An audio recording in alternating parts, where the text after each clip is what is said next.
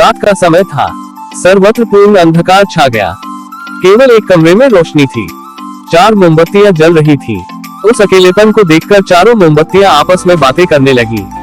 पहली मोमबत्ती ने कहा, मैं शांति हूँ। इस दुनिया को देखकर मुझे बहुत दुख होता है। हर तरफ अराजकता, लूटपाट और हिंसा है। ऐसे हालात में यहाँ रहना बहुत मुश्किल है। मैं अब यहाँ नहीं रह सकता। इतना कहने के साथ ही मोमबत्ती बुझ गई। दूसरी मोमबत्ती भी अपनी बात कहने लगी। मैं आस्तिक हूँ। मुझे ऐसा लगता है कि झूठ, फरेब, धोखा और बेईमानी मेरे अस्तित्व को नष्ट कर रहे हैं। ये जगह अब मुझे शोभा नहीं देती। मैं भी जा रहा हूँ। वो भी बुझ गई। तीसरी मोमबत्ती भी उदास थी। उसने कहा, मैं प्रेम हूँ। मैं हमेशा किसी के लिए भी जल सकता हूँ, लेकिन अब कोई मेरे लिए समय नहीं निकाल पाता।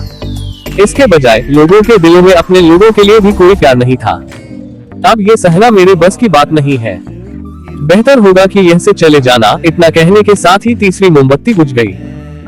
तब एक छोटा लड़का कमरे में दाखिल हुआ तो तीसरी लाइट अभी बुझी ही थी। मोमबत्ती बुझते देख उसे बहुत दुख हुआ। उसकी आंखों से आंसू बहने लगे। दुखी मन से उसने कहा, रात भर जलना था, लेकिन तुमने मुझे बीच में ही छोड़ दिया। अब मैं क्या करूँगा। बच्चे की बात सुनकर चौथी मोमबत्ती बोली, चिंता मत करो बच्चे, मैं तुम्हारी आशा हूँ और तुम्हारे साथ हूँ। जब तक मैं जलती हूँ, तुम मेरी लौ से अन्य मोमबत्तियाँ जला सकते हो।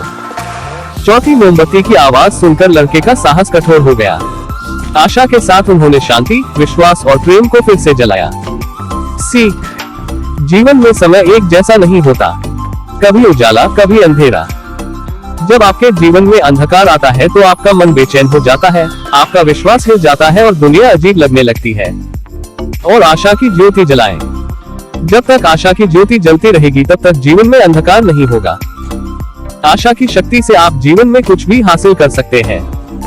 इसलिए मनचाहा साथ कभी न छोड़ें। आशा है कि आप सभी ने एक अच्छा सबक सीखा होगा। फिर मिलते हैं अगले वीडियो में। धन्यवाद। अलविदा।